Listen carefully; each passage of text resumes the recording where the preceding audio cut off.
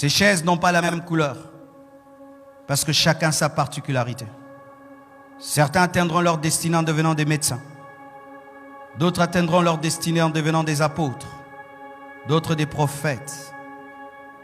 D'autres en influençant la terre, mais d'autres en influençant qu'une avenue, une rue. D'autres sont appelés sur la terre à faire des petites choses, mais fidèlement, et d'autres des grandes choses. C'est pourquoi il ne faut jamais tomber dans la rivalité, dans la compétition, parce que ta chaise à toi elle est jaune, la sienne elle est rose, elle est bleue. Ne change pas ta chaise rouge en chaise bleue. Aime ta destinée, aime ce que tu dois devenir. Fixe-toi sur ce que tu dois devenir. Nous sommes devant Dieu. Et c'est là maintenant que les choses commencent. La même parole est prêchée à tous. Tous ont l'Esprit de Dieu. Mais chacun réagit à sa manière. Ce n'est pas que Dieu l'aime lui plus que lui, ou il aime lui plus que lui. Non, tout dépend de comment tu réagis face à la parole. Chaque fois que tu monteras, tu devras jeter. Tout ce qui entre réclame que quelque chose sorte.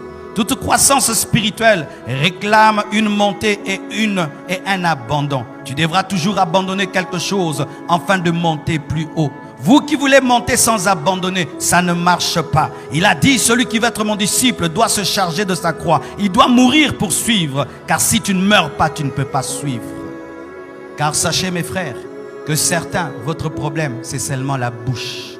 La bouche. La bouche. Tu parles tellement du mal des gens que ta destinée ne peut s'accomplir. Tu fais même peur aux gens qui veulent te bénir. J'aimerais vous dire ceci. Vous qui parlez tout le temps du mal des autres, c'est que vous oubliez. C'est que lorsque tu parles du mal tout le temps de quelqu'un auprès de moi, j'aurai peur de toi. Car je sais que tu parleras aussi du mal de moi.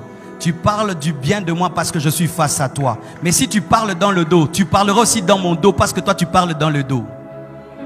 Ainsi, je ne peux jamais avoir confiance en un médisant, à quelqu'un qui ne voit que le mal chez les autres, qui ne voit que le mal. Si tu ne vois le mal que chez les autres, tu vois aussi le mal que chez moi. Mais tu ne peux me le dire parce que je suis là. C'est pourquoi ta vie bloque, parce que tu parles mal. Tu parles mal. Que Dieu te délivre de cette bouche qui parle toujours mal. Que Dieu délivre cette bouche qui parle toujours mal. Je dis que Dieu délivre cette bouche qui parle toujours mal.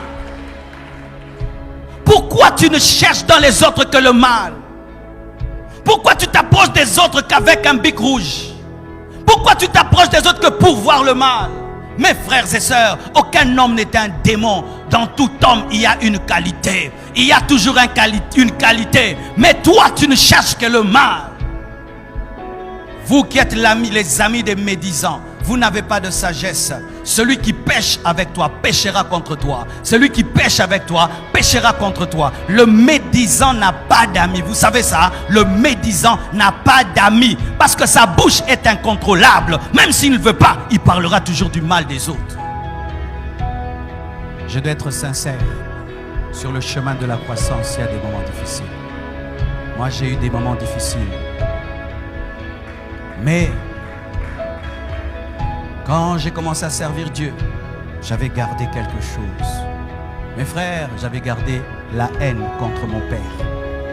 J'étais un pasteur, je prêchais, mais j'avais la haine contre quelqu'un. Imagine, tu es pasteur, mais tu as la haine contre quelqu'un. Qui? Mon père. Et je prêchais un jour sur l'amour et le pardon. Et le Saint-Esprit me dit, tu es courageux, toi. Toi, tu peux oser parler de l'amour et du pardon. Avec toute la haine que tu as pour ton père, arrête ce séminaire maintenant. Tu es indigne d'en parler. Va chercher ton père. Mes frères, j'étais là. Je voulais avoir une grande église, un grand ministère, impact mondial. Mais en haïssant mon père. Pourquoi en plus je l'ai haïssé? Vraiment, j'étais bête. Vous savez, j'ai haïssé mon père, pourquoi? Parce qu'il n'avait pas compris mon appel. Est-ce qu'on comprend l'appel? Est-ce que toi tu peux comprendre ton fils aîné? Il arrête les études alors qu'il est brillant à l'université, 3e graduat, et il réussit bien. Il te dit, j'ai entendu une voix, je vais tout arrêter. Mais c'est normal qu'il n'ait pas compris. Et alors quand j'arrive à ce niveau, je me dis, va chercher ton père. Je vais chercher mon père. Et j'arrive, je lui révèle tout ce qu'il y avait dans mon cœur. Comment je l'haïssais, comment je ne lui avais pas pardonné. Il lui aussi me parle. Et il me parle, il pleure. Ce jour-là, mes frères, je me suis senti libre. Je me suis senti libre. Et quand j'ai fait tomber cela, j'ai commencé à prier, Dieu a commencé à m'exaucer. J'ai commencé à prier, Dieu a commencé à m'entendre. J'ai commencé à prier, Dieu a commencé à m'élever. Et aujourd'hui, je suis devenu cette bénédiction pour la francophonie. Pourquoi? J'ai pardonné à papa. J'ai pardonné à papa. Alléluia. Et quand j'arrive là, je me présente mon fils, le pasteur Marcelo.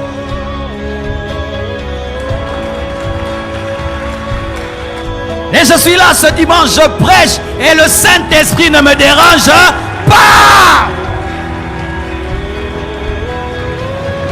Libérez les gens, libérez les gens. En soi, tu te bloques toi-même. Tu te bloques toi-même. Je me bloquais moi-même.